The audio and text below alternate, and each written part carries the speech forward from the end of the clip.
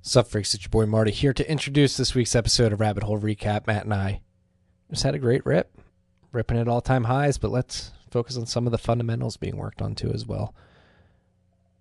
This episode is brought to you by our good friends at the motherfucking Cash App. They're helping us stack sats, send sats, receive sats, sell sats, if you so please. We're saying sats, sats, because sats are the standard. For you freaks that don't know, maybe new to Bitcoin, there are 100 million Satoshis, also known as sats, in one Bitcoin. If you stack 100 million sats, you have one Bitcoin. And the Cash App enables you to stack whole sats. We're not stacking fractions of Bitcoin anymore. We're stacking whole sats, thousands, tens of thousands, hundreds of thousands, millions, tens of millions, hundreds of millions, if you're big ballers out there. The cuck bucks are not going as far as they used to. You can only get like 2,400 sats per dollar right now, last I checked. You'll find out in a couple minutes when you hear me read the dashboard, but I'm sure it's changed since then. So if you haven't downloaded the Cash App yet, make sure you go do so. Use the code STACKINGSATS when you do that. It's STACKINGSATS. You're going to get $10. $10 going to go to our good friends at Owls Lacrosse. That's Owls Lacrosse. Woo! Woo! Woo! Woo! Woo! Woo! Download the Cash App. You're going to be able to stack sats, send sats, receive sats, sell sats. They have their sats back boost if you get your cash card. Go anywhere, Visa's accepted. Stack sats, get sats back. Take advantage of the sats offerings on the Cash App. This episode is also brought to you by our friends at Adams. Okay, Adams is a relatively new sponsor. Shoe company, we got a shoe deal. Adams, ATOMS, is a shoe company making the most comfortable, ideal, everyday shoe. Shoe for the person with low time preference. Okay, these shoes are incredible. They have a custom foam midsole. It's designed to cushion your feet, giving you unparalleled comfort and a personalized fit. Very personalized fit. No more half sizes. We're not going 10, 10 and a half, 11. You go 10, 10 and a quarter, 10 and a half, 10 and 3/4, 11. Get that perfect fit for your foot. It's going to form to your foot. Again, these are shoes for the individual with a low time preference. So they have these shoelaces that you only have to tie once, and they never come untied. They're like elastic.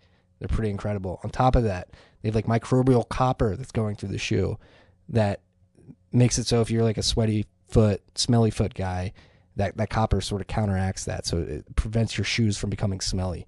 These are the shoes not only for the people with smelly feet out there, but especially for the people with smelly feet out there. All right, go to adams.com/TFTC.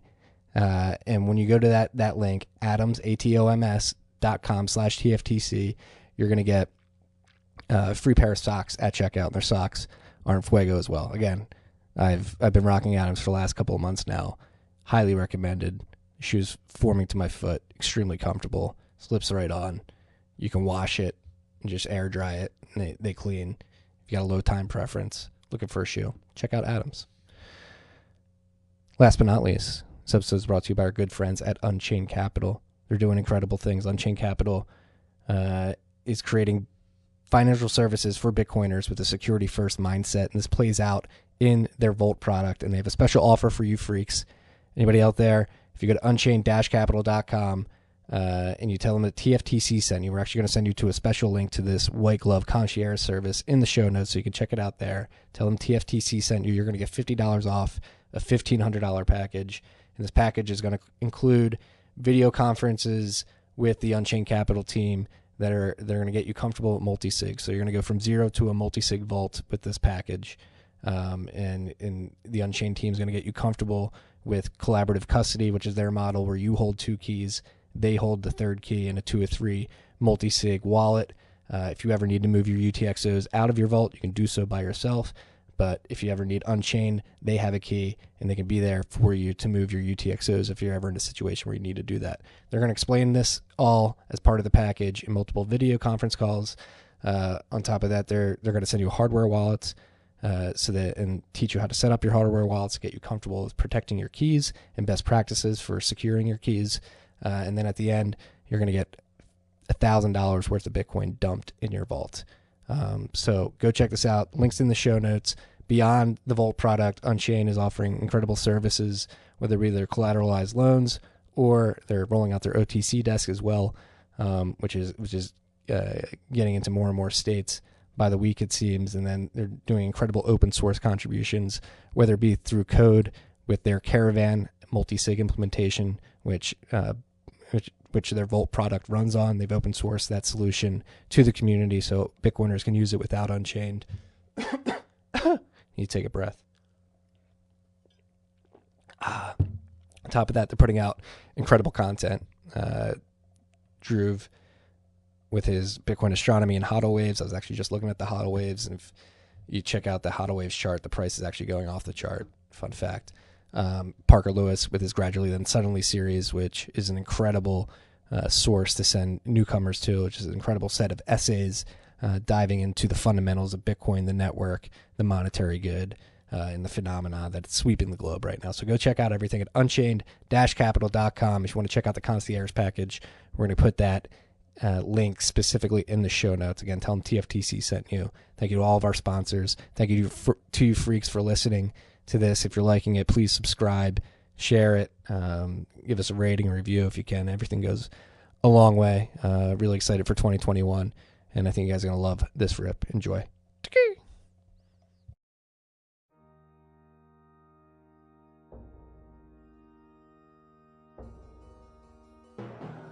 You've had a dynamic where money's become freer than free. If you talk about a Fed just gone nuts, all the central banks going nuts. So it's all acting like safe haven. I believe that in a world where central bankers are tripping over themselves to devalue their currency, Bitcoin wins. In the world of fiat currencies, Bitcoin is the victor. I mean, that's part of the bull case for Bitcoin. If you're not paying attention, you probably should be. Welcome, freaks. Rabbit Hole recap. What a hell of a week. Anything been going on this week? Oh, we are live. Yeah. I told you we're live. Classic Marty. Yeah. Cheers, freaks. I'm going sober this week. Cheers. This is water. Going mezcal. It's a mezcal kind of year. I like that. Mezcal kind of. This is in a champagne bull run for you? It's never really a champagne. It's more of a champagne is more complimentary. It's not really a base alcohol. It's more of a popping social kind of environment. Like it's different. Champagne will still be involved. We will still be popping bubbly this bull cycle. It's more experience than substance with the champagne. It hasn't really happened yet, but we're every day we're getting closer to moon culture. Yeah. How's nature culture? I feel comfortable talking about this because you posted a picture on Twitter. Yeah, I'm in a cabin in the woods. There's a buck on the wall over there, but I couldn't. I'm in the loft, so you can't see it. But it's great out here. It's good to be. I don't know. I always love it in the woods. It's truly peaceful and relaxing, without all the bullshit. So. And it's really cool that I can just broadcast out to all of you freaks out there from this cabin. I mean, if you look at 2021, like we just hit the ground fucking ripping. Since the new year started, I did a live stream event with Bitcoin Magazine. I did Citadel Dispatch on Tuesday. Then today we ripped with Jack Mahler's. I'm excited for the freaks to get that rip, which we're going to release tomorrow. And then I immediately jumped into the Casa Key Fest, and now I'm here now. So no sleep till 2022. Let's fucking go. Jam-packed day. Jack Mahler's gets extremely passionate in the conversation we recorded earlier today. Incredible episode. Be on the lookout for that. Jack's doing incredible things. We're going to talk about a couple of them tonight. But before we do all that, we got to do what we usually do around here, and let's go check out Clark Moody's Bitcoin dashboard. Currently, the price of Bitcoin is sitting at $39,040. It's a huge dip. I know Matt has set a target for 40,000 by the time we finish recording today. So let's see if we can make that happen. You're going to get 2,561 sats per dollar. The cuck buck just simply isn't going. Hey, Marty, as we far already anymore, hit freaks. 40K. We hit 40K while we were recording with Jack. I really wanted to break 40K while we're recording live. Like I want the freaks to Prepare your stacks. Let's make this happen. Let's get over 40K while we're live. First RHR of 2021. I want to break 40K live. Are we stacking on air? Are we? Yes. Right. Well, only kind of, because Marty. Go ahead. Twitter, the Periscope feed didn't work. Oh, dang it. Why is that? What's going on? We're on YouTube only. Whatever. We have YouTube freaks with us. Subscribe if you're listening on YouTube. We can stack on air. All right. We're going to stack on air if we're trying to get it pushed above 40.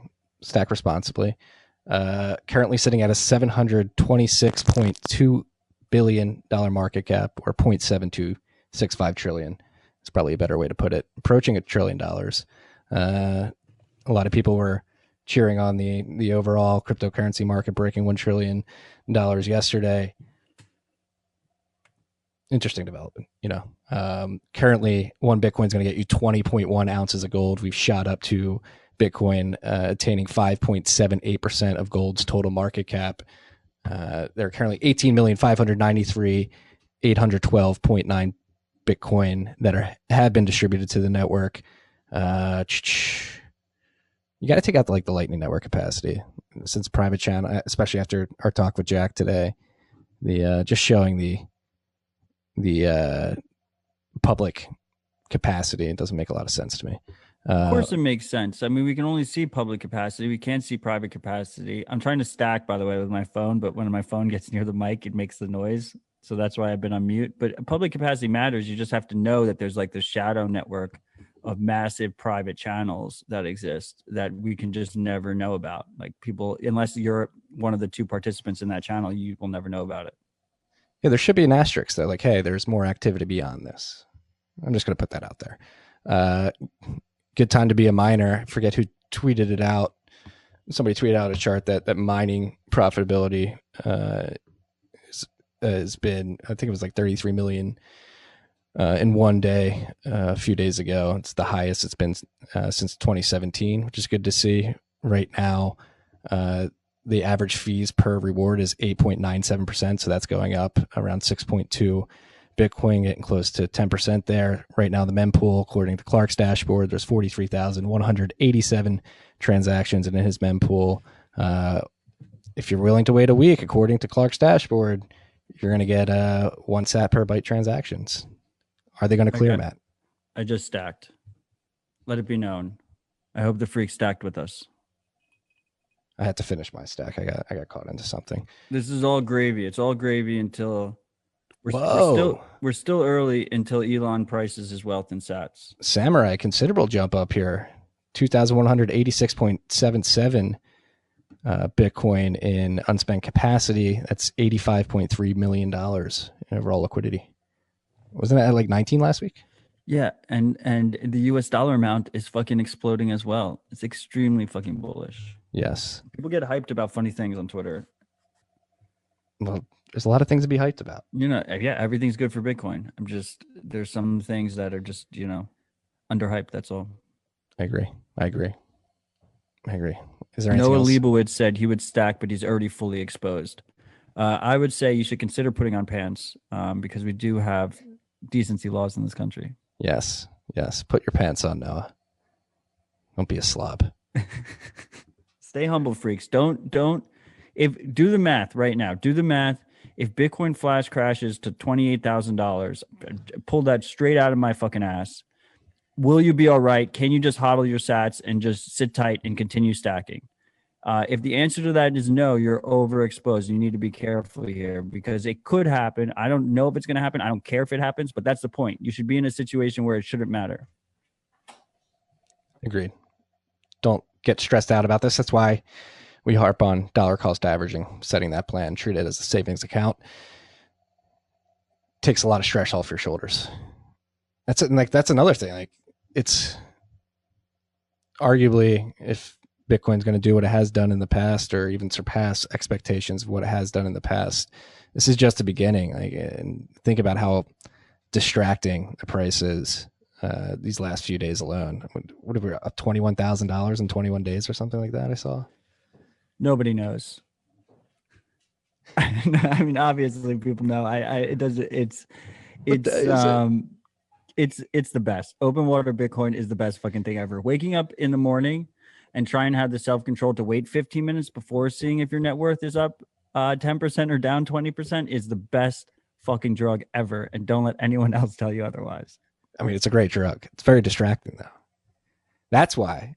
I don't know if you put this on the list, but I wanted to write about AJ Towns, Anthony Towns, Bitcoin core contributor, the blog post that he released yesterday. And I think as this price is going up, I mean, it's incredible. It's a $40,000 right now. Again, up something like $21,000 in the last 21 days, potentially more now. I read that tweet earlier this morning, so I think we've gone up since then.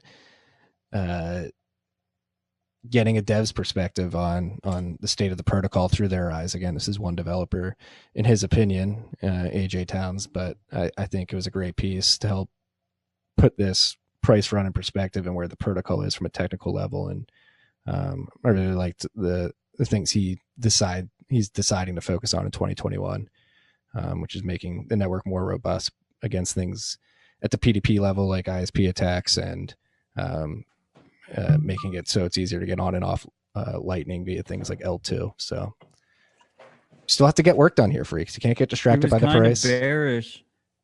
I mean, I love Anthony. He was kind of bearish on the price, huh? Right.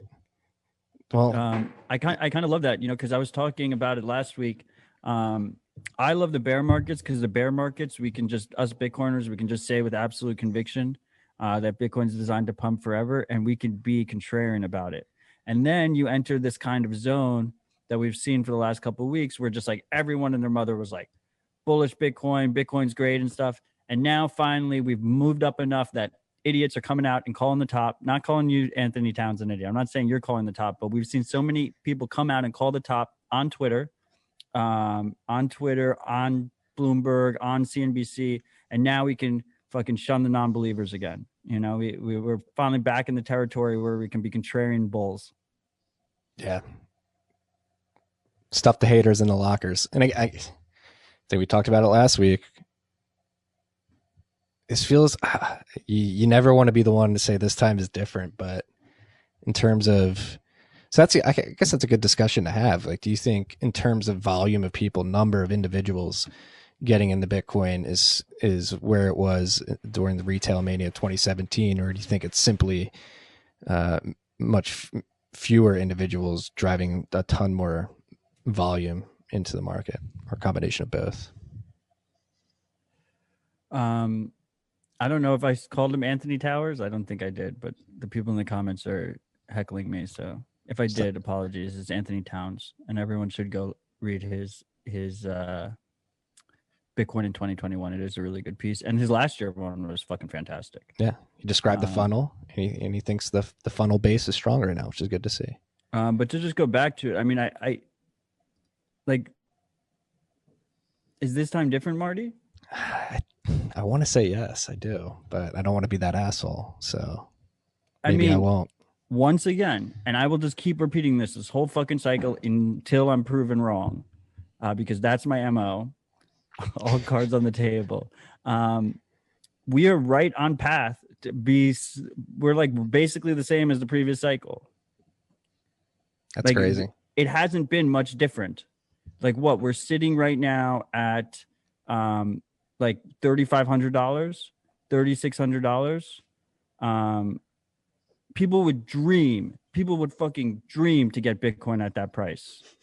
Okay, so where do we sit at the end of this cycle? I mean, I'm saying equivalent, right? Equivalent. Who the fuck knows? I actually, at equivalent, we're probably even less. Yeah, I did the math a little bit wrong there. Equivalent, we'd be at like 2,700, 2,800 if you talk about relative to the previous all-time high of the previous cycle. So of course, but we're going to call top. We're going to call top at 2,800. That's ridiculous. That's fucking ridiculous. People cannot even contemplate where we could go here. Yeah, mid six figures, freaks. It's not out of the realm of possibility. But is it? And let's get into friend and family indicators here. The text I've been receiving in recent days, a lot today specifically, is like, when's the pullback coming? And that's usually signs that a pullback isn't coming. when you have these people waiting on the sidelines. I just had to keep telling, same advice as always. Just buy a little bit and buy it on a consistent basis. Don't try and time it. So Nobody listens. Few people listen. So my goal with Citadel Dispatch is to try and make it more technical, but ultimately the idea is like trying to do like actionable, like real actionable Bitcoin discussion. And because we had Bitcoin's birthday and I did this live stream event with Bitcoin Magazine about self-custody and self-sovereignty, which all the freaks should go watch if they haven't. I think it came out really great. And I'm really grateful for all the people that participated in that with me. I figured I'd go maybe less technical with Citadel Dispatch this week. So Citadel Dispatch this week, I had Dergigi and Croesus BTC on. And one of the things we tackled was this idea of stacking sats, right? And dollar cost averaging versus going just all in. And like how new users should approach that and how new Bitcoiners should approach that, how they should tackle their FOMO and the regrets of shitcoins. So if you are a freak and you haven't listened to that and you are asking yourself, do I stack? Do I just go all in? Do I leverage my home? Don't, take out a huge loan and put it into Bitcoin? Don't do that. Go listen to Citadel Dispatch or watch it on YouTube. And I think you could get something out of it. That was the goal. Yes. And I hopped into that for as long as I can. I think Croesus did make a good point at one point. Maybe he was steel manning himself and I only heard a blur, but once these bull markets do start, something you have to take into consideration is the multiples that the coin is making in such a short amount of time. And I think Parabolic Trav tweeted this out too. Like if you miss like a 300% run and the price floor gets ends up being above that, like you miss out on the potential for that long-term stack. So like if you are wanting to get in, you're in it for a long enough time frame. Like that's the mindset you have to have. You have to have, I'm going to get in, I'm going to stay in for 5-10 years. And you'll find that time horizon grows by decades once you get more comfortable with Bitcoin. But it may be wise to get a chunk and then DCA after that at this point. So Marty, you're being trolled because you mispronounced Croesus BTC's name. I just want to say that if you're going to create a NIM and you're going to create a NIM that's hard to pronounce, like you go fuck yourself if we butcher that name. Like we try our best here at TFTC. We I said Croesus. Pronunciations. Croesus? It's Croesus. It's Croesus. Everyone's making fun of you, Marty, in the live chat. Well, I hope you're getting enjoyment out of this. And then the other thing I wanted to say is like, yeah, this is exactly what we discussed. The three of us on Dispatch is 6102 Bitcoin asked us straight up. He was like, new user, what do you put? Do you put 75% of your cash on hand, 50% of your cash on hand, then start stacking? Like, what's the number? And the truth of the matter is no one has an exact number. It depends on your personal situation. But what I have found is that the beauty of the stack mentality is that you actually get off zero. Like the problem is if you're in the mentality, like I'm going to put 90% of my funds on hand all in, you're just going to be waiting for this bullshit dip that never comes. But if you're just putting in if you take that amount that you're willing to put in on a yearly basis and you divide that by 52 for a weekly buy or 365, then you're willing to put it in. It's a way smaller amount. If the price corrects 15%, 20%, you're not going to really be phased by it. And let's talk about like long-term, we're talking way bigger numbers. So if you get in, I know it sounds weird to say it, but if you get in at 38,000 versus getting in 58,000 or getting in 78,000 or getting in at 120,000, probably doesn't fucking matter. And yes, this sounds crazy, but to be honest, I was in rooms with people telling them, if you get in at 3,000 or 5,000 or 8,000 or 19,000, it doesn't fucking matter. And they laughed me out of the fucking room. And who's laughing now? You are, Matt. We are. Ha ha. Hi, haters. No, it's so I've been participating in the weekly Bitcoin meetup on Clubhouse, and that's actually been a very like illuminating and like great experience because the crowd on Clubhouse is just learning about Bitcoin. And so shout out to Alex Thorne, Jeet, Terrence Yang, a bunch of others that are participating to that effort particularly. And it's incredible because it's a bunch of people looking to learn and you're having to sort of explain Bitcoin from first principles and break it down for people. And that actually came up in discussion last night. Like, how do you get people into stacking sats, and how do you do it responsibly? And like the consensus there too is like shill lightly. A good way to do it is to pay somebody Bitcoin, because then they don't feel like they bought it. It feels like it was given to them, and have them track the price over time, and that'll naturally pique their interest. But yeah, in terms of trying to time the market, just get a little bit and then keep buying as you get more comfortable with it.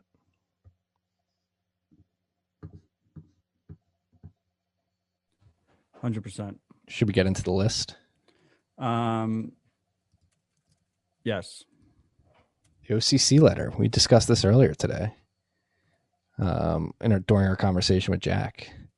So, Free Freaks are unaware, the OCC, the Office, the Comptroller of the Currency, which I believe is the official name of that acronym, came out with a letter of legal permissibility, basically allowing certain payment-related activities that involve the use of new technologies, including the use of independent node verification networks and stablecoins, to engage in and facilitate payment activities, basically saying it's legally permissible for banks to use, by saying independent node verification systems, blockchains is what it's being read as alternatives to money transfer systems like SWIFT or ACH, or any of the other tech they use for moving money. So I thought that was pretty big news. There is a focus on stable coins and basically enabling that use case. But I thought this was overall pretty bullish. And you said it was more. Before I completely disagree with Marty, he messed up the Periscope stream, so we don't have a stream on Twitter right now. So if you're a freak watching this on YouTube, I just dropped the link that I tweeted it out, and I dropped the link into our YouTube chat. So if you could retweet that for us, we would really appreciate it, freaks, just to get that link out there. It's underneath the 30-minute warning tweet that we did. Yeah, to the OCC. I mean, everything is good for Bitcoin, you know, and I think we had a really good conversation about this with Jack, who has a company who, you know, this has real implications for him going forward. How these governments respond to using the Bitcoin network. I just think this was very much, you know, we're entering the bull market. When we enter the bull market, what happens is there's a lot of bullshit news that happens that people hype the fuck out of. And I'm not saying it's not good for Bitcoin, but I'm saying like Twitter freaks out. Everyone gets super excited. Jeremy Allaire sends out his tweet thread, you know, blah, blah, blah. And everyone really gets excited and starts talking their book. And I think ultimately this was a blockchain news. This was a shitcoin news. You know, this was the Coinbase chief lawyer becomes the head of the OCC. And of course, he greenlights USDC stablecoin, which is like the two main proponents are Circle and Coinbase. Like, who would have fucking guessed? Like, I'm not surprised. And I'm not saying that it's good for Bitcoin. Everything is good for Bitcoin, but there's different scales, right? Like, is this more bullish than Whirlpool breaking 2,000 Bitcoin? You know, like, is this more bullish than Bitcoin Core new release candidate coming out? You know, like there should be layers here, and I think it got overhyped. I just think it got way overhyped, and I think for the actual practical Bitcoiner that's not like running a business or anything, like it really, if anything, the FinCEN anti-news is worse than this OCC thing. Like I could give two shits if these so-called stable coins have a semi-green light to be run by banks. I'm okay with the no news from FinCEN. And I'm going to push back. Like, so I think, yes, this legal permissibility, whatever they're calling it, was aimed and written with stable coins and ERC20 tokens and KYC tokens in mind. I'll concede that up front, but the vagueness of the term independent node verification networks leaves open basically a way for Bitcoin to start ingratiating itself in the banking system. And I think the properties of Bitcoin are such that the banks can go try to use all their networks, and they may be successful with them. But in terms of moving collateral around the world, and having final settlement relatively quickly, I think it's becoming glaringly obvious that the Bitcoin network is the safest, most secure, most liquid network to do that on. So even though it may be focused on stable coins and other blockchain initiatives, I think the vagueness of the term independent node verification network, which includes Bitcoin, opens up the doors for innovative banks, if they exist, to start tinkering with this. They don't. Like what? We're gonna what? You think like this OCC news is what stopped Citibank from letting me withdraw sats from my fucking checking account? I could see Fidelity messing with it. I could see Fidelity taking that and. But this news doesn't change what Fidelity's been doing. Maybe it will now. Maybe it would. Maybe it's like, hey, we get permission to create a new rail that competes with Swift. It's a pretty big addressable market. Maybe I didn't feel confident. I'm not saying that. Yeah, I don't know. Look, there's going to be many news stories this year that people are going to say are extremely bullish for Bitcoin. And I'm not against going along with that narrative, you know? I'm fine with it. Pump my bags. But I don't, it's just not something that gets me out of bed. It's not something that I think is like really that much of a game changer. And I really have very little doubts that the U.S. government is fine with regulated entities participating with other regulated entities with their compliance pro Bitcoin, you know, like that's not, you know, or their compliance pro stablecoin. Like they're completely fine with that. And it is not a risk. I do not, there's pretty much zero chance in my mind that regulated compliance pro Bitcoin gets banned. You know, the risk is a tax on sovereign Bitcoin usage. And I do not think that this announcement has any effect whatsoever on sovereign Bitcoin usage. I would agree. But in terms of being forced to use Bitcoin, even on traditional rails, I think it opens the door to that because it is a superior money transfer protocol compared to Swift and TransferWise and ACH and all that bullshit. 100%. But if anything, like Strike, I mean, and the freaks will see with our conversation yesterday, which tomorrow, which we had today, it's getting released tomorrow morning. I think like an innovative company like Strike that is leveraging those rails to basically eat the existing financial institutions' lunch encourages the adoption of Bitcoin as a payment rail. Exactly. Way more than any OCC clarity bullshit, whatever. Right. Well, like it's a way bigger incentive. Well, it's a strong incentive versus just a. Well, maybe the OCC announcement gives Strike the opportunity to become a bank at one point in the future because they're allowed to transfer money that way. I don't know if that's what they want to do, but it's all good. Everything's good for Bitcoin. I think we agree. Actually, on this particular thing. So, yeah. Hashtag I think we agree is like my favorite part about RHR. I think we agree on this. This has been getting a lot of hype.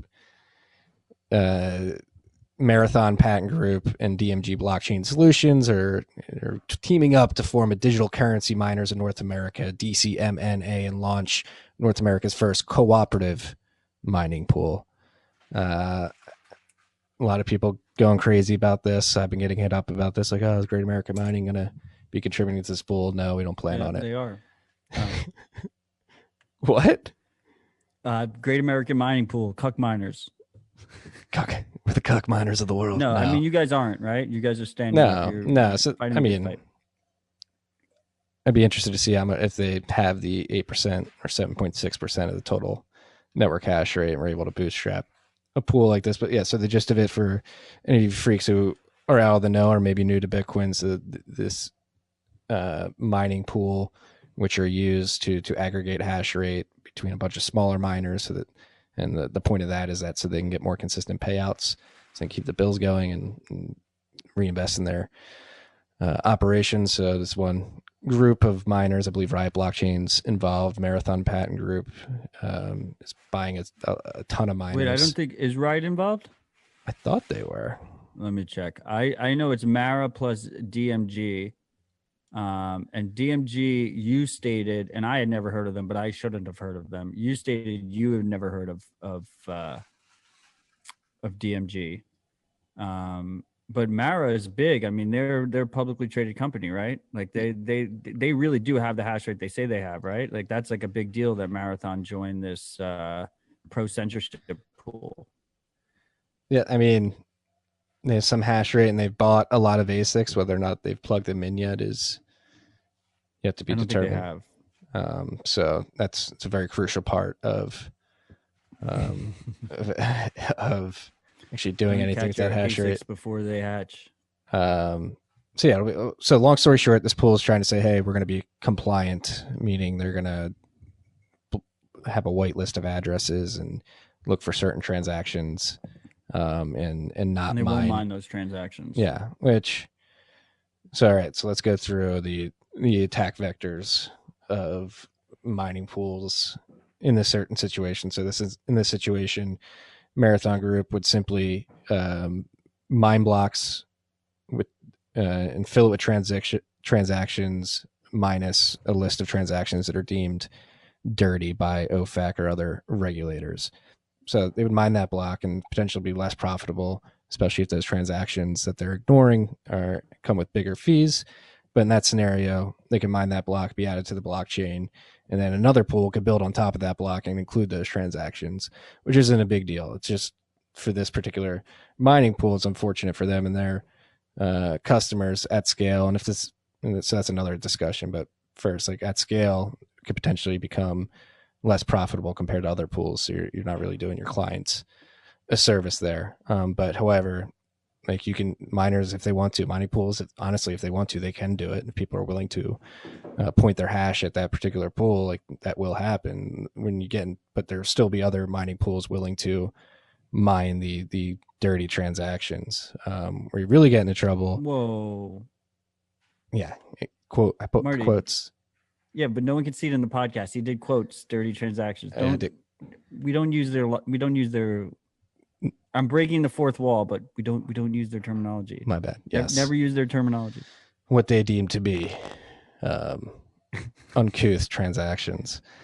Where you get to problems is if these pools garnered enough hash rate and they started reorging on blocks that included the uncouth transactions. But again, you'd have to amass a crazy amount of hash rate to be able to pull off that attack. It's a very expensive attack due to the probabilistic nature of mining blocks. You'd have to have a lot of balls and take on a lot of risk, upfront capital risk, to pull that off, because even if you are successful reorging a block and the rest of the network realizes that and then reorgs you, and you get into this whole weird situation that's very expensive. So let's unpack it for a little bit here. Like on a practical level, I think what we see in the short term here is we see these mining pools, these regulated mining pools that are supposed to be pro compliance. We see it almost as them just covering their ass, right? So they mentioned this clean block initiative. They're not going to mine any blocks that have offending transactions per the U.S. regulations.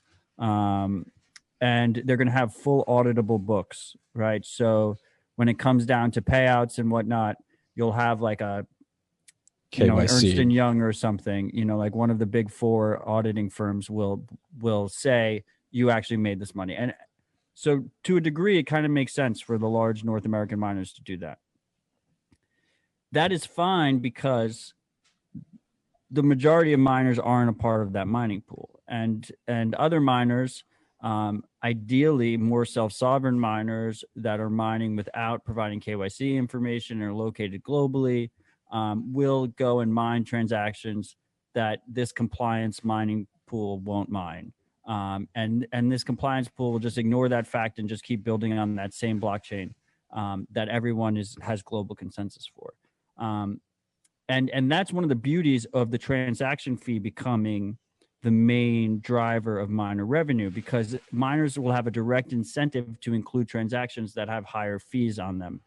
And transactions that are getting censored will just start increasing their fee to make sure that they get included. Now, the concern is that at a certain level of usage, like if this mining pool ever got any kind of real domination on total global hash rate, that then they could start also attacking so-called non-compliant miners and try and reorg their blocks and compete with them and just push out any offending transactions according to them, right? But in the short term, it's probably just they're not going to like be outwardly attacking other miners. It's one of those things that if you let it stew and you let it like get worse and worse, we could end up in a situation where a couple mining pools together that have like 75% of the hash rate are actively attacking the self-sovereign pools. And that could get really messy really quickly for anyone who values Bitcoin for its censorship resistance properties. Yes. So you take that into consideration. Then you also have to take into consideration how easy it is to move. So just think about the whole game theory and how stakeholders would act and react. It's really easy to switch between mining pools. You just switch your hash rate over to one. So they're, again, arguably the non-compliant pools will be more profitable because they're more willing to ban these transactions. And then okay, if they're banning OFAC-less transactions now, all right, that sort of makes sense. They're like terrorism, quotes terrorism. They're worried about that, but we've seen the slippery slope of the state and when they enact wars on certain things. Like right now it's terrorism, but are they going to blacklist an address because somebody bought a dime bag with Bitcoin? Well, we don't use the term blacklist anymore. Yes, I'm sorry. A block list. So take that into consideration. And then if something like Stratum V2, which shout out to Square Crypto, I don't think we had this on the list. They sent out a grant to an anonymous developer. I forget the string of letters and numbers off the top of my head, but this developer is going to be dedicated on working on Stratum V2 and getting this mining pool protocol to market, and hopefully in a way in which miners receive it well, because this would actually throw a whole wrench in the endeavor of this particular mining pool, which wants to KYC every miner. So you have the central pool taking responsibility for that KYC AML compliance, and that's because they're constructing the blocks and then divvying up the reward. But theoretically, if something like Stratum V2 gets implemented, that dynamic switches where the individual miners within the pool are able to construct the block template and then set the motions in place to have the rewards divvied up. So in that scenario, where you really don't have a central authority doing the block construction and everybody is sort of doing it in a very distributed way, you'd have to have every individual miner KYC AML every other miner and within the pool contributing hash rate to that pool. So that's like a logistically impossible task, I would say. So the current situation we're at right now, and I apologize to the freaks if you hear in the background paper crumbling. It's my lady is building a fire behind me. So right now we have like we have a loose game theory. So we have these mining pools and they're these centralized operators and they provide a centralized they provide a centralized point of control where they're constructing the blocks, as Marty said, and they can be pressured into doing these kind of censorship things because they're known entities. You know, we have on the list that Brains just they took slush pools. They bought out slush to have full slush pool control. They're public actors. They know, everyone knows who they are. They have books. They have bank accounts. They live somewhere. Their governments know where they're located, and they could be potentially pressured. And the loose game theory we have is that the individual miners can then opt out. If slush pool or BTC pool or something, BTC.com pool, one of these pools acts out, those miners can switch. But the problem is they can only switch after the fact. So it's kind of like a Mexican standoff type of situation where there's the threat that they could leave if the mining pool acts out, but it only happens after any kind of negligence happens on the miner side, any on the mining pool side. Stratum V2 completely changes that dynamic. So we could have in a Stratum V2 type of situation, we could have one or two pools. But because all the miners, the individual miners are going back and they're the ones that are actually constructing the blocks, it completely takes away that central point of failure, that pinch point where regulators are able to hit them and compel them to do these types of censorship.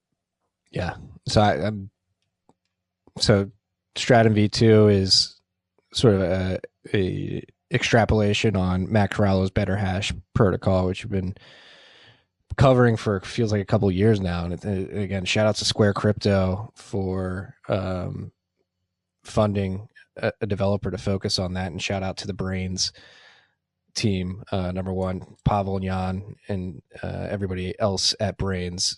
They do incredible work to get the pool going, and then on top of that, the firmware. And they announced a couple weeks ago that they're getting into hash rate markets, which is going to be interesting to see. But yeah, it's and they've been working on Stratum V2, so got to give a huge shout out to them. Like this stuff that many people don't think about a lot, but has like a profound impact on the game theory and Bitcoin's robustness. I think Stratum V2 would be a huge win. So like, again, that's what I try to get out in the newsletter today. Like, well, even though the price is ripping, don't get complacent. There's still plenty to get done. So let's take this back, right? You know, we've only just begun this episode, but let's take it back. Like, this is why, like, the OCC news doesn't really get me going, you know? So if we got Stratum V2 integrated in a couple major pools, even if we just got it integrated in Slush, which is a smaller pool, but they fight the good fight. They have a fantastic reputation. I expect them to do it first. Maybe we'll have Blockstream's pool get involved in the beginning. Like, we get real practical usage of Stratum V2. That is bullish as fuck. That is way more bullish than this OCC news. If any, I mean, I love Taproot as much as the next guy. Stratum V2 might be more important short term than Taproot. Like, mining has always historically been like one of our big vulnerabilities. Like, this idea that we have to get past this critical mass point, before we have proper state resistance. Yes. And I think Stratum V2 takes us a long fucking way towards that goal. Yeah. Again, the little fine details that make huge difference. And in the Stratum V2 world, maybe not all individual miners construct their own blocks. So honestly, like, a lot of miners wouldn't feel comfortable doing that and don't feel like they're up to snuff. So they could even take a template from something like a Slush pool, or anybody who wants to offer it. However, the enablement of that will lead to, I imagine we would construct our own blocks at Great American Mining if we're contributing to a Stratum V2 pool. Well, I mean, the way I look at it is exactly the way I look at privacy and Bitcoin usage. And we've talked about this on the pod, right? Is that you build the tools so they're available, right? And really, let's be honest, like, the Stratum V2 adoption will only really happen after one of these relatively larger miners fucks with their miners, like fucks with the individual users of their pool. And once that happens, like, miners learn, you know, they got burnt. They learned, they saw the loss of income, they saw this attack happen, and then they take their sovereignty into their own hands. Not directly, not the same exact scenario you laid out, but we had something similar where you had the profit switching after the Bitcoin Cash fork, and you have pools going back and forth between the SHA-256 chains. And there was discussions around then because the individual miners within the pools didn't agree with the switching. So, but they didn't really act that much. They kept going along with it from what I remember. So fascinating stuff to think about. Shout out to Square Crypto for getting that grant out there. Shout out to Brain Slush for, so that's another thing. Like, people call it Slush Pool, and that's it's the first pool, Bitcoin mining pool ever created. I believe it was called something like GMNX, or wasn't called Slush Pool to begin with, but a gentleman who goes by the name of Slush created that and wound up creating Satoshi Labs, which creates the Trezor hardware devices.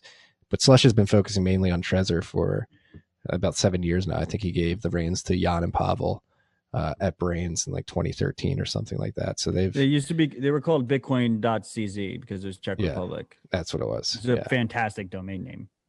Right. But everyone colloquially knew it as Slush's pool, hence Slush Pool. Yeah. And then I guess is that what you just said? In 2013, he He sold the majority of it, and then I guess he's officially transferring over full-time focus onto Trezor and the different projects they have going on over there. The main one being their attempted open source secure element. What do they call it? Tropic something. Can't recall it off the top of my head. But that, yeah, it'll be. I mean, like we said, it's pretty miraculous that Slush Pool was the first pool and still around. If you pay attention to the mining pool industry, especially historically throughout the lifetime of Bitcoin, it's been pretty ruthless and cutthroat. We've seen many of the biggest mining pools rise and fall. Ghash was actually one that really tested like some of the game theory walked out. Yeah, Peter Todd sold half his coins. Rumored Satoshi sold half his coins on the Gcash. Ghash, yeah. Gcash FUD. So I believe this was in like was 2014, maybe.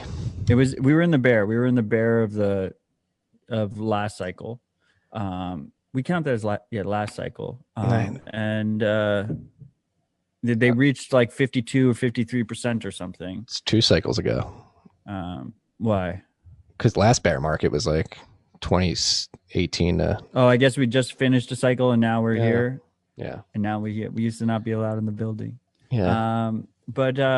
Yeah, so 2 cycles ago, I guess, like Peter Todd had this post on Reddit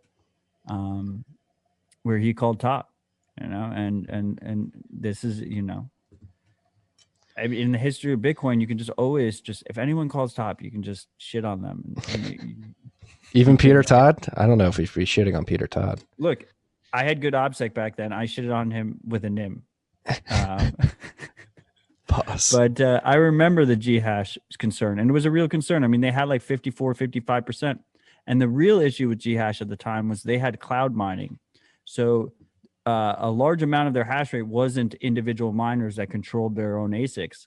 It was miners that were paying Ghash, and Ghash controlled the ASICs. So Ghash had like full control over those miners. But fortunately, that was only a subset. That turned out to be like 20, 30%. And the majority of the individual miners finally got their act together because Bitcoin was at threat and Peter Todd talked shit, and they moved over and it worked. Yeah. No, it was interesting too, because I think the Ghash operators like, hey, we don't want 53% of the network hash rate or whatever it was at the time.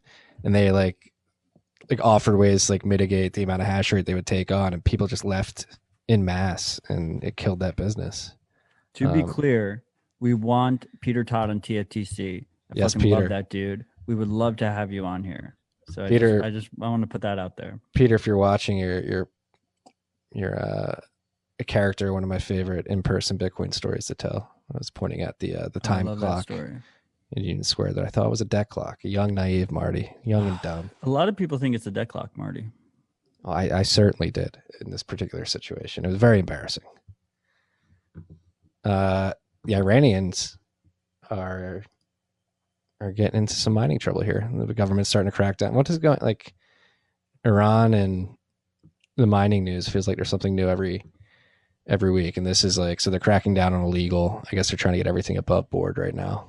So they closed 1,620 illegal mining farms that were taking up 250 megawatts of electricity. It's nothing to scoff at. So first of all, I hate that it says crypto mining farms. Let's be real here. The majority of them are probably Bitcoin mining farms. Yeah, I mean, look, this is the concern, right? We see in Iran, we see in Venezuela, we see what happens when authoritarians turn against Bitcoin mining and try and make it regulated activity. And this is the result. The result is if you don't play ball with those authorities, they're going to try and seek you out. And the 2 main ways they do it is through OPSEC fuck ups on just in general, particularly on the like connecting to pool side and interacting with Bitcoin, and then also power usage.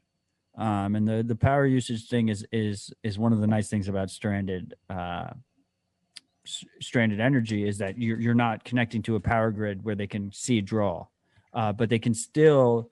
I mean, I don't know how sophisticated Iran is, but I mean, we've seen in America with power usage is another big thing for growing weed, and we've seen them fly. They fly planes and drones and stuff with thermal cameras to seek it out.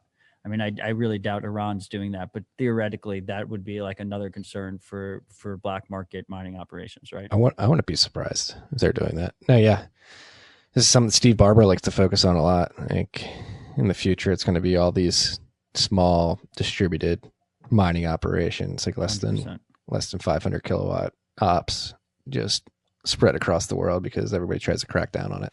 I hope it doesn't get to that point. There's a lot of good benefits of doing mining the correct way. The correct way, Marty. Yeah. The correct way, like allowing peer-to-peer transactions to be propagated. I don't know. You sounded like you were defending establishment mining. No. I mean, like correct in the way it was intended by Satoshi.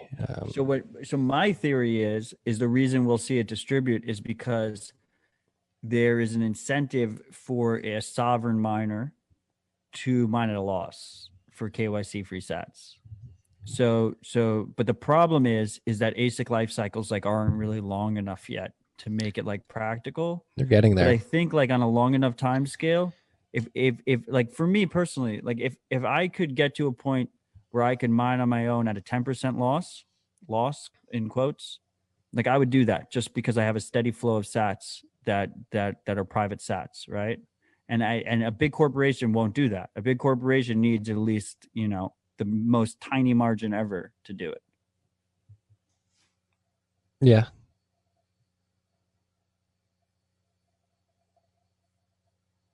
Yeah, I'm trying to dissect that right now. Yeah, I mean, yeah, there will certainly be sovereigns mining at a loss but they have a competitive advantage there, right? Yeah, if they're willing to eat the loss, and they're relatively small. Yeah, they'll be able to hide in the nooks and crannies. And they can also use. I mean, another issue once again is the ASIC life cycles, but we've seen them grow and elongate here, and the sovereign miners can better capture excess waste, like not waste energy, waste heat. So you could have a situation like a warehouse full of miners, you can't capture that waste heat. But if you're running 4 ASICs or whatever in your building's boiler, and you're capturing that excess heat to heat the building or heat your home, it's easier to capture that on a smaller scale. In general, it has a diseconomies of scale in terms of capturing that excess heat. Yeah. So when you talk about like a highly efficient market, which will be the global Bitcoin mining marketplace, it'll be the most efficient market we've ever seen. If you can get like a couple, like 1% or 2% advantage there as a sovereign miner, be that KYC free sats and excess heat, then maybe it seems like a strong incentive there for it to distribute in my mind. Yeah, it seems like shipping containers may be a great way to sort of capture, contain, and move that heat. Yeah, I mean, that's the way it's going. But why not have both? Like, we will have both. I'm just saying that I think we'll see sovereign mining happen more as it matures, as the whole ecosystem matures. 100%. People just want to do it for the novelty to be able to say they mine. They don't mind spending $3,000 on an ASIC and just plugging it in. But like the mining, the evolution of Bitcoin mining is really fucking cool, right? Because you have all sovereign miners, and then you have like this ASIC revolution, right? And then like we are here, right? And it's like this ASIC revolution, corporate miner revolution, where like we have these massive mining farms, and I think like the next step is like we move back towards the sovereign mining. Yeah, and that'll come with the commodification of ASICs, as you're alluding to here. Like the physics of how small they can actually make the nanometers on the chip is hitting its limits. So once you have that happen, I believe 5 nanometer factories are like cutting edge right now. Once you hit that threshold where you can't really make step function improvements to the efficiency of the actual ASIC chips, that's when you'll see a commodification of that market, which will lead to what you just described, more people at home, drive down the price. And then you have to really focus on OpEx, like making sure it doesn't overheat and being able to control an operation with very few people and very little overhead. Are you talking with the freaks in the chat? What are they saying? Yes, I am. We're BR, which it's a weird at name. Tricked me, and he said all-time high during new all-time high during rabbit hole recap. So I went and checked, and it's not a new all-time high yet. So stack harder, freaks. What the fuck, guys? 39,825 just went up $35. Alluded to our conversation with Jack already. Strike Global was announced yesterday, and so last week we talked about our boy Ross decided to get paid half his paychecks in Bitcoin. Strike is helping him do that by auto dumping 50% of the bucks he makes per paycheck into Bitcoin and sending it to cold storage. That was pretty big news last week. This week, Strike's back again with their global product, which allows individuals all over the world to send value basically instantly at no cost right now. And so you can send US dollars to a friend in Portugal, and they can receive euros via the Strike app. There's no dealing with the international interbank bullshit. He uses Bitcoin in between to make it all seamless and possible, and uses Lightning as well. So you're basically selling USD for Bitcoin. That Bitcoin's getting transferred to another wallet. That's then getting exchanged for euros that end up at your counterpart's Strike app instantly. It's pretty insane. Johnny Knives just asked us. He didn't ask. It was a statement. We're not allowed to end the pod unless we hit all-time highs. So, freaks, if you value your time, you will stack harder. Yeah, I mean, I'm super bullish on this Strike Global announcement. I think people miss that this is not competing with self-sovereign Bitcoin transactions. This is for our fiat friends who are still in a fiat mentality and still receive their fiat paycheck and have no desire to move to sats yet, but want to interact with the broader Bitcoin economy or want to just send money abroad. So in that respect, this is a game changer. He's using Bitcoin to essentially leverage regulatory arbitrage against his fintech competitors, including our sponsor Cash App. So it's pretty cool to see. If you're interested in this, like, I didn't want to waste much more time on this because we had a fucking fire ass conversation with Jack. It's like an hour and 45 minutes, and Marty's going to drop it tomorrow morning for you freaks. Yes. Subscribe. Be ready to listen to that. Be ready to listen to it. This is pretty interesting news. Came out of nowhere this week. Pretty big news. Blockstream Jade, a new Bitcoin hardware wallet that's hit the market. I'm going to test one out, get my hands on one. They're using the M5 stack, aren't they? Yeah, that's kind of cool. That's my favorite part. So you can we've talked about the M5 stack before for the freaks. Yeah, I think in relation to the BitBoy, correct? Wasn't Justin using the M5 stack for that as well? Just in relation to it's fucking cool. Yeah. It's like Legos, but hardware. It's pretty open, and you can just mix and match different hardware elements and create devices with it. So Blockstream makes it easy for you to just install what is necessary onto that open platform to have your own hardware wallet, or you can buy theirs. It's interesting. It's cheap, which is fantastic. The main goal seems to be is Blockstream just is trying to dog food their own products, and they're they need things for liquid, so it's directly compatible with Green Wallet, which already has liquid compatibility and liquid asset compatibility. The freaks could guess, like, I'm more excited about using it in like a type of multi-sig, and I think what's really cool about it is it's cheap, really cheap. It does not have a secure element, so it's more similar to Trezor in terms of trade-off balance than something like Cold Card. But in a multi-sig, it could be a very useful signer. Now, the issue is, frustratingly enough, with where Blockstream's direction has been, their focus isn't on it. There's no concrete plan to integrate PSBTs. I assume they're going to, because they're not idiots over there. They're quite literally geniuses. Right. But there's no plans for PSBTs right now. So I ask why. Let's make that happen. The second concern I have is that they have Bluetooth integrated, which I understand why they do, is because the only way for Green Wallet to integrate with a hardware wallet, historically speaking, or the easiest way on iPhone, because iPhone doesn't allow you to plug something in via USB cable, is through Bluetooth Low Energy. This is what Ledger did with their Ledger Nano X, because on Android, you can just plug it in through the USB, but Apple locks it down, so you have to use Bluetooth. But you don't, because the Jade, their hardware wallet, is a QR first device. It has a camera on the back. It has QR codes on the front.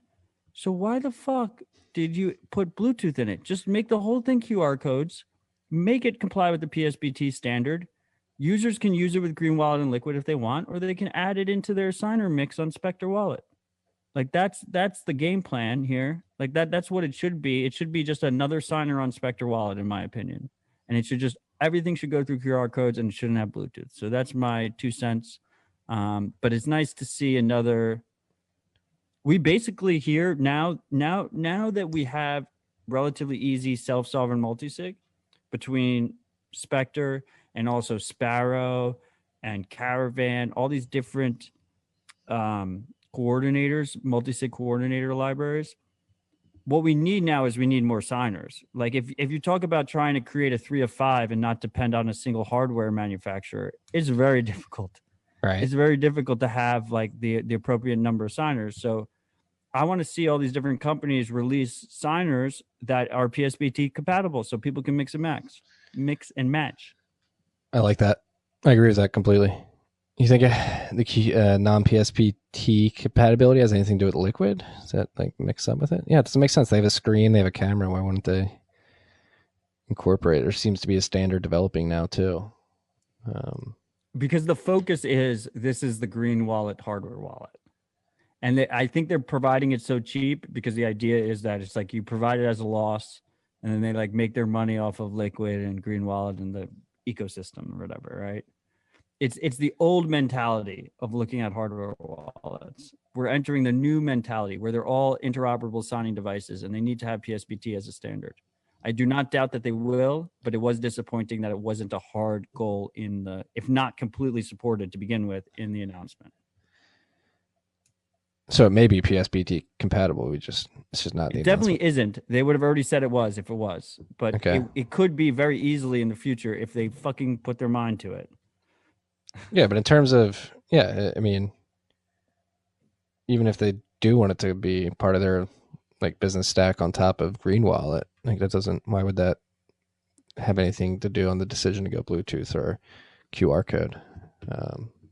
Yeah, it looks like a cool product. But the Bluetooth is if you're thinking from a traditional point of view on iPhone compatibility on a hardware wallet, you're thinking Bluetooth. Up until this point, the only hardware wallet that was supported on Green Wallet iPhone was the new Ledger. Yeah. Because it had Bluetooth. Yeah. So that's probably where it came from. And my guess is the camera got added after the fact. Right? It's like, then all of a sudden they were like about to release. They saw like, oh, cameras and shit. And they like put it on the back and they're like, we'll update the software later. Because it doesn't have QR support out of the gate. Even though it has a camera on the back, it's non-functional out of the gate. Let alone it does not have PSBT support, but it also does not have QR support. Yeah. Beware, freaks. Beware. Again, I'm going to test it out. We'll see how it goes. Bitcoin Core version 0.21.0 RC5. Release candidate 5. That's what RC stands for. Has been released.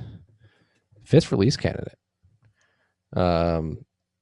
They skipped over release candidate 4 due to a Mac OS code signing issue.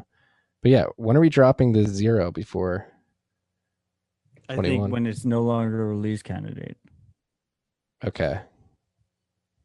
So this was released earlier today. So this is a testing release. Yes, because the major Probably release. the final testing release, but we'll see. Yeah. So if you want to help and test it out, we have a link in the show notes. Yes. Go test it out. We need more testers, more reviewers, more feedback. Oh, this is awesome. We got Ben in the comments. So I was wrong. It won't be this release. It'll be the next release, 22.0. Okay.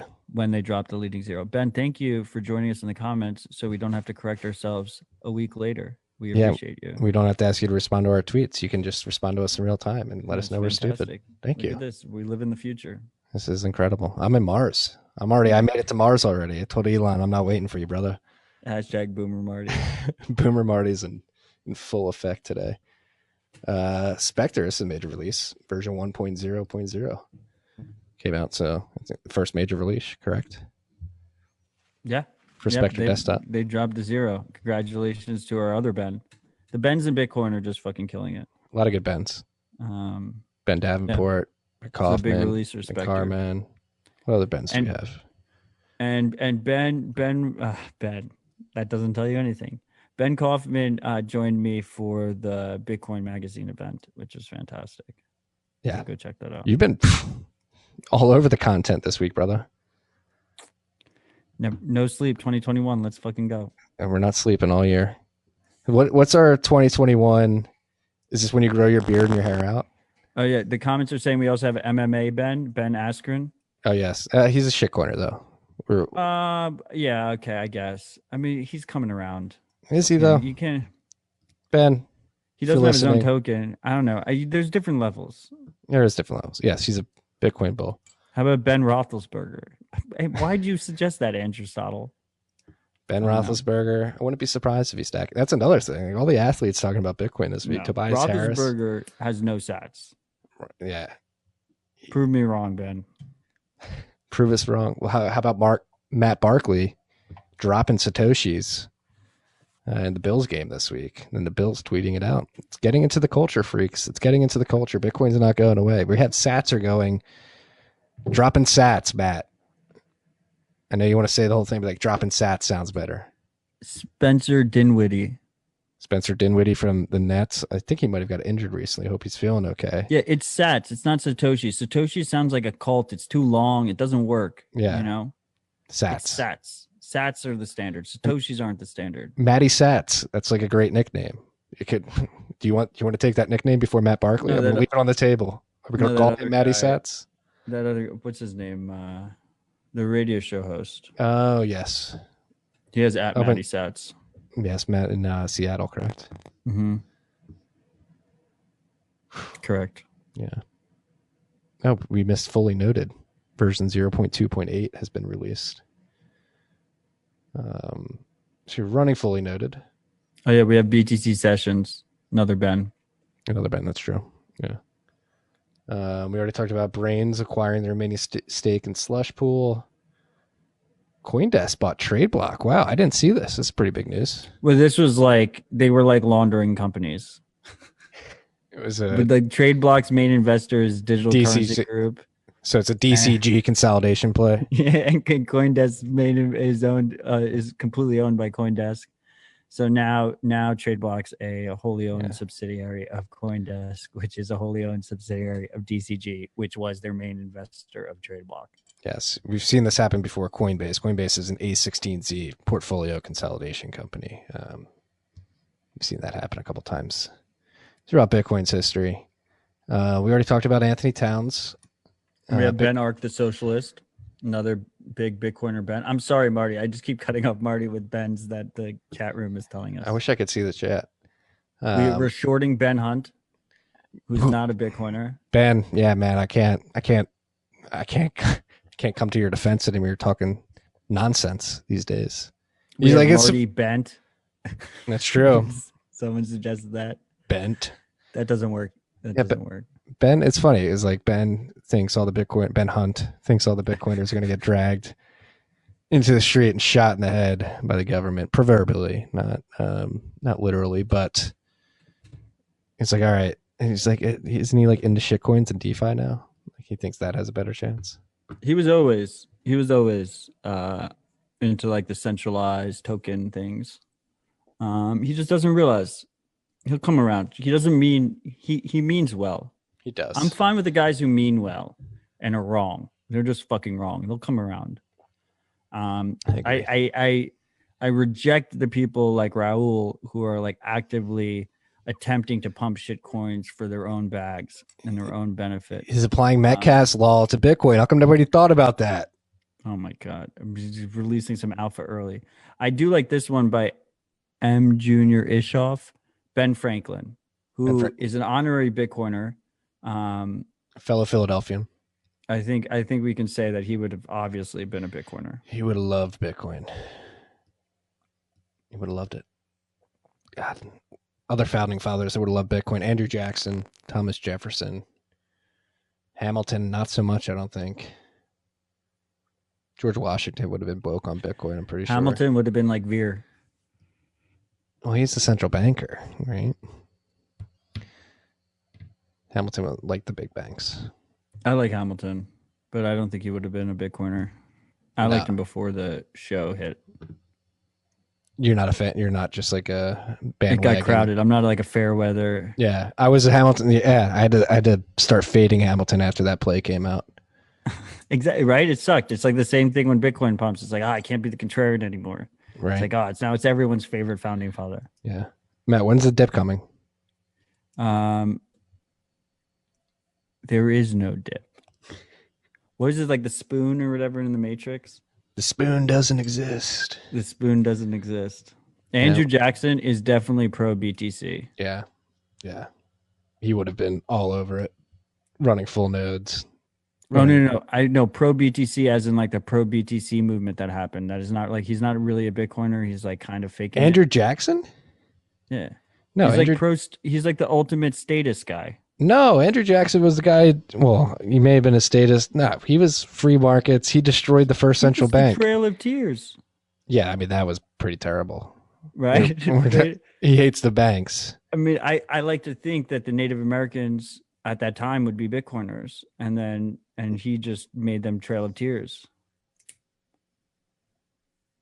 Yeah, I mean, I'm bringing up the like Trail that was of like Tears. the ultimate executive power ever was yeah. Andrew Jackson. I mean, yes. Okay, but he also he hated central banks as well and destroyed the first central bank of America. Or the second. The live chat right now is just self-congratulating themselves for derailing us. So I just want to say I appreciate all the freaks who have joined us live in the live chat. I think this live chat is the coolest. Is like doing these live streams is the coolest fucking thing ever, and I appreciate you all.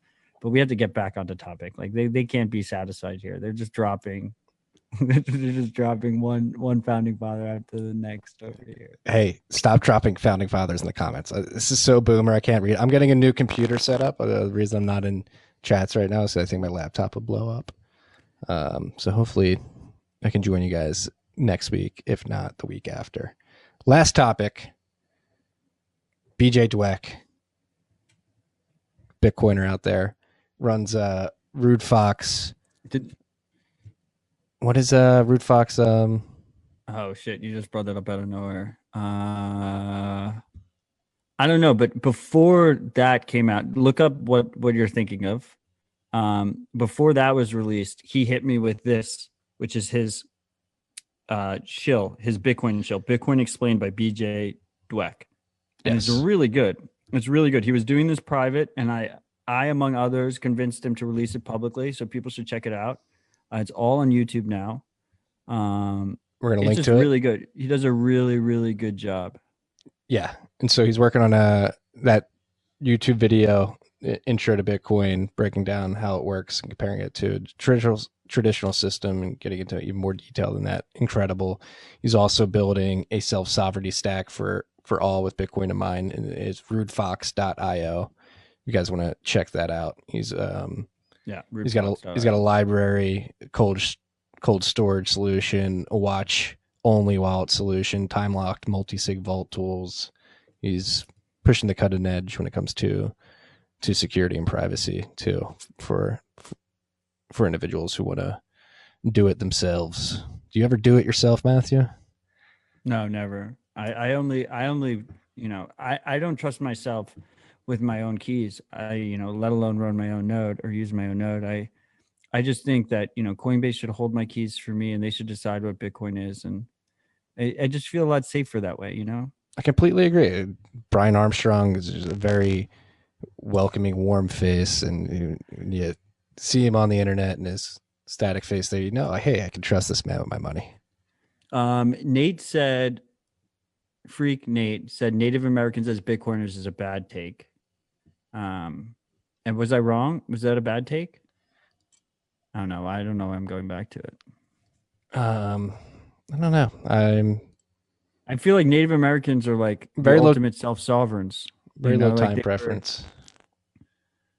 Yeah, I can't speak. I'm not an expert on Native American culture. I mean, neither am I. If I call you a Bitcoiner, by the way, historically honorary Bitcoiner, like that's the ultimate compliment. Yeah, you just gotta take it. Yeah. Good take. Thank you, Ben. Ben the Carmen says it's a good take. I have to say which Ben because there's so many of them. Another thing I wanted to shill because they are a freak and I've fucked it up a couple times. They shilled it the first time in Sphinx, which is dope that they came into our tribe. Like the ultimate freak is silent.link. Oh, yes. And they reminded me again in the live chat, which by the way, I wasn't intentionally forgetting. So that was a very effective reminder. So props to you, freak. And the idea here is that you can get a eSIM compatible phone number based in the UK via Bitcoin, whether that's Lightning or on chain. And what is an eSIM? An eSIM is the modern phones nowadays. You don't actually need a SIM card. I know the Pixels are big on it. The Pixel phones is you don't need a SIM card, so you can just activate that phone number on your phone. The privacy implications are a little bit, there's no KYC on this service. But really, I mean, and probably if you use a physical SIM too, like once you use that phone with that phone number, you should consider that phone attached to that phone number. And you should buy a new phone if you want to switch going forward. Beware freaks. Yes. What was that? Silent.link? Silent.link. Yeah. And really also, cool service. There's someone in the comments that has the YouTube name Puppy Sale. So cheers to you. Puppy. My favorite TFTC meme. Rest in peace to that golden cold card. That brick. It's now a brick. It's actually now a brick. What else we got going on? I'm trying to think of. I mean, haven't even touched on the bum rushing of the Capitol. I don't know if you want to. The what? The bum rushing of the Capitol. No, we're not. Yesterday. No, we're not. Yeah. I just want to say, thank fucking God that no politicians were assassinated after your fucking prediction last week. That's all I can say. I was getting worried there yesterday. I was getting worried. But let's not talk about that. I'd rather 2021 we should start. Fuck the politics. No politics. Well, this is the only thing I'll say about it. I wrote about it yesterday. Is I just think it was. You literally couldn't imagine a more poetic situation if you're like paying attention to two storylines playing out at the same time, like the collision of the news coming from the Bitcoin world over the last week, whether it be Russell Okung stacking sats, you had Ross Stevens from Stone Ridge Capital write an incredibly lucid and very good. Like the content was incredible and did a great job of explaining Bitcoin to his shareholders. That came out and brought some legitimacy to Bitcoin in the eyes of many. Like I looked at the returns of the Stone Ridge Fund. Some of them are not like crazy good, but for some reason or another, people like to hear this type of confirmation from the institutional investor class. And that 18-page description of why Ross Stevens is bullish on Bitcoin is incredible. Orange pill for anybody who wants to get it out there. Maybe we'll link to that in the show notes. You had that. You had Strike Global come out. Mining rewards are getting back to where they were in 2017. We're at all-time highs, obviously. Just Bitcoin's getting win after win after win. And you literally have the price pumping yesterday as the Capitol building's getting ransacked, and like the juxtaposition of how optimistic and positive things are for Bitcoin right now compared to the withering of the incumbent system that we're so used to. Is it's a sign, freaks. Like, what train do you want to get on? I mean, we're going to talk about it, I guess. To me, that's all I wanted to say. I mean, you can get into okay, it. so I'm going to say what I want to say, I guess. To me, I think, leave aside any kind of questionable scenarios based on how it all played out. I think the fact Americans protesting is always bullish. I think one thing people don't realize is 95% of Americans are hypocrites on this issue. I feel like I live in a country where every 3 months, the half of America that agrees that Americans should protest switches. Say that if you're protesting, you are my people. No matter what, you are my people. It doesn't matter what you're protesting, who you're protesting for. I don't fucking care. Just the act of protesting is an act of defiance, and I'm for it. I am as well. And for protesting. Yesterday, but it's just like weird. Like, not even the protest, the fact that they got in and that the cops were like, how does the Capitol building get bum rushed like that? It's either crazy incompetence or something else. And if it's either, it's not a good situation. Not a good look for a institution that's supposed to imbue power and control, where Bitcoin is alternative to that and seems to be having wins every day. If you're interested in protesting, the most effectual protest you can do is stack sats and encrypt everything. Yes, do that. Definitely do that. That's the best protest. And so, like, yeah, you don't need to ransack the Capitol. You don't need to burn down buildings. You can just sit on your couch, stack sats, download a node, contribute to Whirlpool liquidity if you can.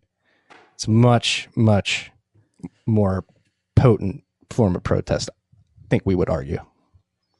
100%. It's not even fucking close. And can we talk about how Sats being the safe haven has fucking gone mainstream? Like, I used to be laughed out of the room when I said, I looked back. There's a tweet from me on March 12th where I'm like, fuck you, Sats are my safe haven, you know? And here we are a little bit less than a year later. And it's like the normie opinion. Is like the normie opinion or Sats are people's safe havens. Like, fuck you. Like, just less than a year ago, like, people like Joe were telling me, our buddy Joe Weisenthal, were telling me that I was fucking batshit crazy, that it isn't true, right? And I want to be absolutely fucking clear here. People say, like, oh, we've memed this into reality. We haven't memed this into reality. The memes were always real. The memes were always real. The memes were encapsulated it and predicted it. It showed people the way before it was the common understanding of it. It's just a way of messaging. A strong meme is a real meme. You can't meme something that doesn't exist. Exactly. It's a condensement of information into something that's very quickly, easily recognizable and digestible and transferable. Bitcoin fixes this. Number go up. What do they actually mean? Like, number go up. Bitcoin is a scarce asset that is very hard to change, and it provides a utility that's never been provided to the world before in enabling peer-to-peer digital cash transactions in a distributed system. So that those three factors force number to go up because demand for that service is pretty high and increasing. I mean, if you haven't listened to Bitstein's meme warfare speech from BitBlock Boom a couple years ago, I mean, it truly is. We were live for that shit. We were, but like, it's truly, it breaks it down like the think in threes. Number go up. Bitcoin fixes this, all that stuff. But I think it is effective. Fix the money, fix the world. That's not on the list either. Shout out to Crypto Graffiti in the BTC verse Fed team. They're getting a bunch of billboards out in all the cities throughout the United States that have Federal Reserve Bank branches in them. So that Philadelphia, Chicago, St. Louis, Minneapolis, San Francisco, Boston, I'm not gonna be able to name off. Dallas, Kansas There's City. a bunch of them. Yeah, I wasn't paying attention, but he's in all the cities, all the Fed cities. yeah. It's cool. And he's back. It's good to see him back on our pro censorship Twitter platform. It is. No, I was telling him we were talking in DMs the other day. I think it was much better than the Honey Badger money billboard campaign that Roger. Love the Honey Badger money meme. The Honey Badger was good. It was good, but it's like hard to read. Nobody really understood it. I think No, Roger can go fuck himself. But the Honey Badger campaign was a good campaign. Okay? I agree. No one can. But like driving by, like, what, honey? He peaked. What was that? Was that a skunk? That was his peak. Was that a skunk? Was that a skunk? These are like right in your face, and like again, very few words message right there. As I said, Roger can go fuck himself, but he deserves credit for the Badger memes, the Badger billboards. The Badger billboards were legendary. They will go down in history. They definitely will. I think these are more effective though. Yeah, I think so. Yeah, that's all I want to say. It's a different tactic, right? Like the Badger billboards were for the in group. Yes. Right. Yes. This crypto graffiti thing is partly for the in group, but it's mostly for the out group. It's to try and to activate the out group, right? Yes. Yeah. If you're part of the out group, welcome. Coming into this new group, we're passionate about sound digital money in the digital age, self-sovereignty, privacy, and leisure in the woods, drinking mezcal, fire on. It's getting hot in there yet? Oh yeah. I mean the freaks. I mean, could you hear the paper? A little bit. It was nothing. It was charming. Well, the paper stopped, which means the fire's going strong. Yeah, I mean it's hot in the loft. Heat rises. It's physics. JRD could not hear the paper. Thank you, JRD. Appreciate you for joining the live comments. Appreciate all you freaks for both joining us on the live comments and joining us week after fucking week on the podcast feed. That's pretty fucking cool, man. I just love that we just have like, I don't know, we just have our own inside joke community. Like, how did that fucking happen? I don't know. Some weird coincidence. You start putting content out, people start interacting with it. Hopefully it's good content. Hopefully you guys are liking it. And that's something coming into 2021 with everything that's going on in the world outside of Bitcoin. I'm trying to make an effort. Again, I'm trying to make an effort. I'm a flawed human. I'm going to do my best, but like just to focus on Bitcoin and Bitcoin alone. Yes. In the newsletter, and because I think getting off track is doing anything a disservice, but because I think now is the time to just like put the pedal to the metal, even though the price is going up, and just like drive home the benefits of Bitcoin and highlight those as much as possible as people are in a situation where lockdowns are extended. There's a bunch of people pissed off around the country, like very open to other systems. And this is the time, if you're out there creating content or educating people, to chill lightly and focus and highlight the benefits of Bitcoin as a system and as an alternative to the incumbent fiat shit show that is going crazy. That's why I'm happy to see you on the content grind to start 2021. You know, fuck it. Let's fucking go to the moon. I'm ready. Dude, I'm already on Mars. I'm waiting for Elon. He was supposed to send me a car. There's nothing I'd rather be doing. So, I mean, that's always been the fucking case. And I just realized, like, I mean, it's all. It doesn't matter. It doesn't matter if there's a revenue model or not. I just want to talk about Bitcoin and then until I die. And I just want to be around the Bitcoiners until I die. And I do not give a shit if it's profitable or not. I just want to do this fucking shit. And I appreciate all you freaks. So we have Dud Bits in the comments, who's been a very dedicated freak, and he wants a Sphinx chill. I'm surprised that he doesn't know what Sphinx is. Can you Show him Sphinx. Show him what's going on over in our tribe. So many things going on over at Sphinx. If you're listening on Sphinx right now, thank you. Thank you for streaming us sats. Thank you for contributing to the value for value part of this podcast. So Sphinx Chat is an app. They have one on desktop and mobile. I believe mobile you have to get through test flight, at least if you're using iOS at the moment. And it's Lightning enabled, connected, and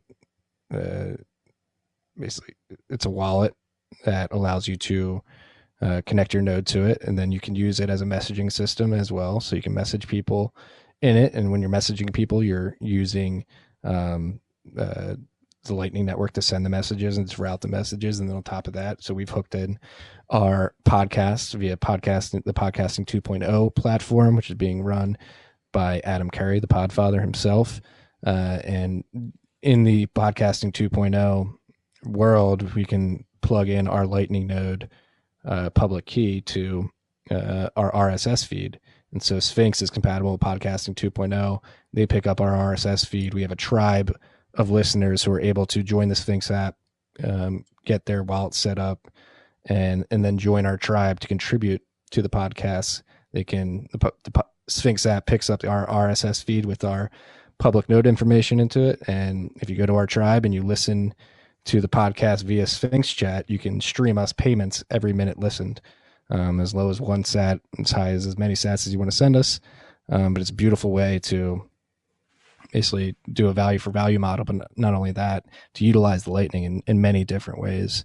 And so they see this Sphinx Chat. If you guys want to go check out last month's board call with the Nodal team, Paul from Sphinx hopped on there and talked about their vision. This could compete with Slack at the end of the day. Like, honestly, like if you had your own company and you just wanted your own company tribes, you can hook this up to Jitsi and other open source protocols and do much more than just Lightning Network stuff on it. It could be a whole self-sovereign business team suite, but on top of that, like a little podcasting community.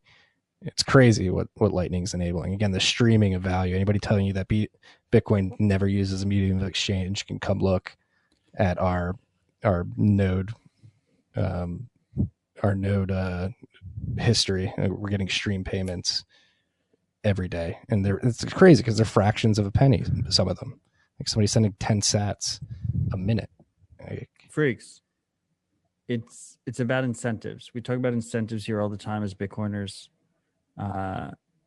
The issue with our world is flawed incentives. You talk about politicians, why don't they care? Their incentive model is incorrect. It is short term. It is not long term. With Sphinx, all of a sudden, content producers can broadcast and they can get streamed value back directly from their customer base. Their incentive is to provide the best content to their audience. It's a move away from the ad model, and people don't want to talk about it because we are existing in the ad model right now. But this is Tales from the Crypt, and we will break that fourth wall for you freaks, and we will talk about it. And that is really the ultimate goal of something like Sphinx, is this idea that we can connect directly to you, and our incentive is to provide you the best value. And if we don't provide you the best value, then you go stream your value to someone else, and then all of a sudden your content becomes way better. And that's the goal here. But to be clear, it's a beta. It's a fucking beta product. Yeah. And there's a lot of, like, I miss messages. Like, I just lose messages left and right, and it's hard to join unless you use your own node. So we're getting there. It's going to be a process, and I'm excited to do this process with you guys. Could be a cameo for BTC if you wanted to. No, I have the chat up now. I found it. What, a BTC? What do you mean? Cameo for BTC, you know, Cameo app.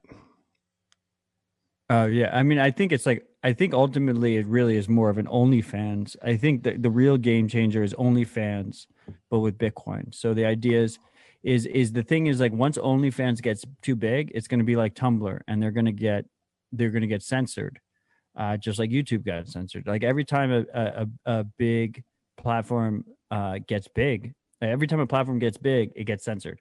So if you're talking about adult content, ultimately, you're going to want an uncensorable money, like a distributed platform. And I think really, like, the game changer for Sphinx is going to be OnlyFans. But that it is what it is. I think that's a plus. But Marty is shaking his head at me. I just want to go back really quick to Jade, Blockstream Jade, because our boy Adam Back, which is a phrase I always wanted to say. My boy Adam Back. It's my boy too. That's fucking cool. He said that the MCU has Bluetooth already integrated for Blockstream Jade. So the idea was that they were going to use a very common CPU, and that chip already had Bluetooth integrated. So we weren't going to use one that didn't have Bluetooth integrated. So that's why they used the one with Bluetooth. That's his explanation on Twitter. I have no reason not to believe him. And shout out, I don't know how to pronounce your name, but I really like everything you do on Twitter. ESIA attorney, ESIA attorney. Shout out to you, bro. ESIA or lady. Or lady. Where are we at here? Are we almost 2 hours in already? We're not 2 hours in because it took you a while to launch. Yeah, I'm sorry. Boomer Marty's a real thing. It's a meme. I don't want to come true, but like, look at this green screen. I got like my camera blocker blending into the screen. My face is blending into the Mars. I'm not on Mars Freaks, if you couldn't tell.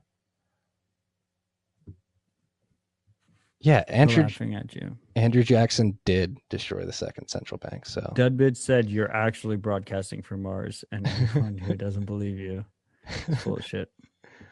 Yeah, I'm trying to think what else. Like, guys, price is going up pretty quickly. This is good. Puppy Sale says Marty has never watched porn. He's pure.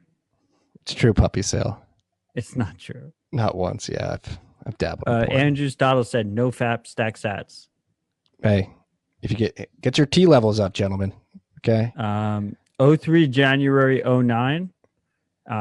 Who is a date? He encapsulates a date. Said we've been 94 minutes in. Garvitz C said Citadel on Mars or Moon. Jimmy Knives said that's Fiat land behind him. Dudbit said Fab Stats. I can see it now. I can see it now. Oh, you're looking? Yeah, we have to be cognizant of the people listening into. Are they going to want us conversating with the troll box? 100%. As long as we read out what the troll box is saying. Yeah. Then you have to explain what we're reading. I think they're part of the show. Yeah. The freaks that join us live are a massive aspect of the show, and that I want to grow. I want them to be a part of it. It's true. Thank you, freaks, for joining us. JRD said we are not the troll box. Fuck you. Troll box is a compliment. Trollbox is a compliment, guys. David Havel says Matt respects the chat. Fuck yes, I respect the chat. Who the fuck do you think I am? Matt loves the chat. You guys are distracting him from the content. Cole says we are the OG chatters. Yes. It's not hard to be an OG chatter on this podcast. You're in early, all right? You freaks got in early. Make sure you hit the subscribe button and take a screenshot so you can say you got subscribed before we blew up, okay? Which we're planning on doing. So that's maybe we can have a conversation with the troll box and you freaks listening at home via podcast apps. Bitcoin YouTube. Should we contribute to it? Are we contributing to it right now? Your fascination with YouTube is too much. We're gonna get banned off this platform so fucking quickly. Like, it doesnn't matter. We will use whatever platform we can get to you guys on. I do not care about the YouTube algo. I do not think that YouTube algo is going to bring us any new listeners or watchers or whatever. I think you're wrong there, but it's not because I'm like trying to blow up the YouTube channel for us, but to get in front of the bad information that is out there and persistent. Because again, bring it back to like the Clubhouse conversation from last night. Again, a lot of new entrants coming in, a lot of people getting scanned by these trader groups. "Quote unquote" trader groups. Send me money. We'll put it in this bot, and we'll give you back more sats. Marty, the focus should be we're building Rabbit Hole Recap. We're gonna be with you freaks every week. If you want to be with us, we will be with you every week. We don't care what the platform is. We don't care if we get banned. We don't care what the fuck happens. We will be with you.